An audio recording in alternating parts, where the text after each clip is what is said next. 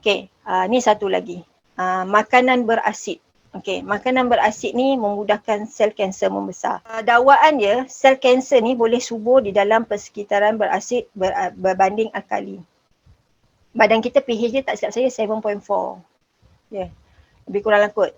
Jadi dalam perut kita ni berasid semua kan. So betul lah tu, sel kanser memang boleh subur di dalam persekitaran berasid berbanding beralkali. Cuma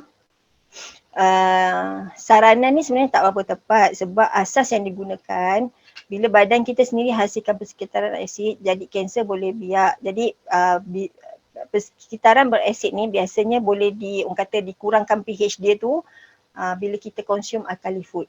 Contoh makanan beralkali ni adalah sayur dan buah-buahan. Tapi ada je buah-buahan yang bersifat asid macam buah sitrus, benda yang masam. Contohnya Okay, kalau tengok gambar tu, gambar yang acidic versus alkali food, kalau kita tengok yang paling asid ialah benda-benda dalam tin semua tu kan, yang kita panggil yang diproses. Dan kedua, protein, daging semua tu. Okay, nampak? Sebab tu yang paling bagus tu adalah sayur-sayuran semua. Tadi saya dah cakap kan, asas pengambilan ni kena banyak apa? Sayur dan buah-buahan. Dan fakta yang biasa kita nampak, pesakit kanser ni susah ambil sayur sebenarnya. Kalau tadi Puan Pengurusi Majlis pun ada sebut tentang jurnal yang saya buat, dan daripada kajian yang kita buat tu kita dapati memang ni dekat hospital pesakit di hospital memang tak suka ambil sayur. Antara makanan yang banyak dibazirkan adalah sayur, dan benda ni bukan berlaku di hospital sahaja. Kajian dilakukan oleh orang kata pakar nutrisi pemakanan yang lain pun memang dapati Malaysian population tak suka ambil sayur, tak suka ambil buah. So macam mana nak suruh tukar kepada alkali food tu? Nampak tak? Tak payah tukar pun. Actually amalkan aja orang kata prinsip pemakanan sihat tu, badan kita punya pH sebenarnya boleh seimbang. And then tapi apa yang saya nak cuba cakap kat sini sebenarnya, tak ada bukti kukuh pun makanan yang kita makan tu boleh ubah pH badan. Okay, dan kita kena ingat sel kanser tu sendiri, walaupun badan kita tak sediakan persekitaran tu, dia sendiri menghasilkan persekitaran asid untuk dia hidup.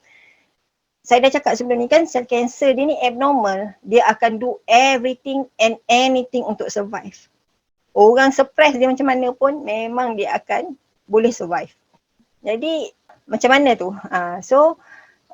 Sebenarnya kalau ikutkan saranan pun memang kita dah lama suruh orang Malaysia ni ambil buah, ambil sayur, ambillah buah, ambillah sayur. Bukan sekadar untuk ni kanser, sebab dia ada vitamin, mineral. Okay, yang mana vitamin dengan mineral ni dia boleh orang kata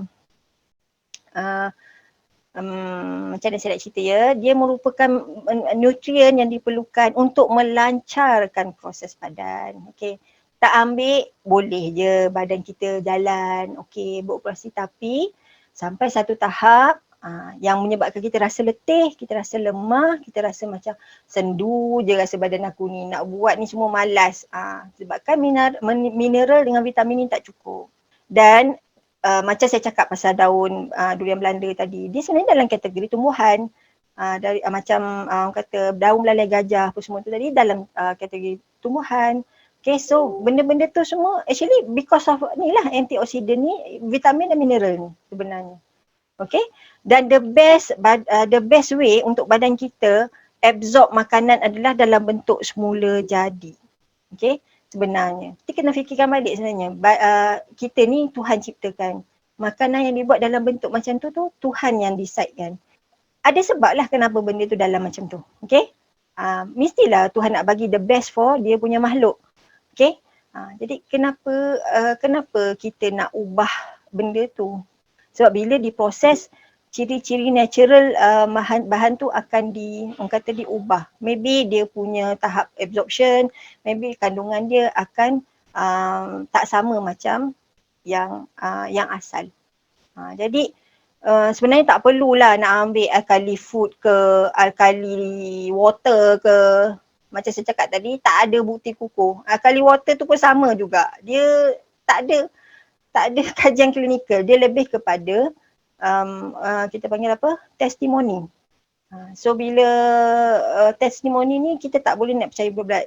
Dan frankly lah saya cakap, saya rasa kalaulah memang ada makanan yang macam ni, saya rasa buat apalah orang kata kerajaan nak membazirkan duit untuk beli segala medication tu, baik dia go for this one lah untuk makanan-makanan ni. Lagi senang, lagi murah sebenarnya.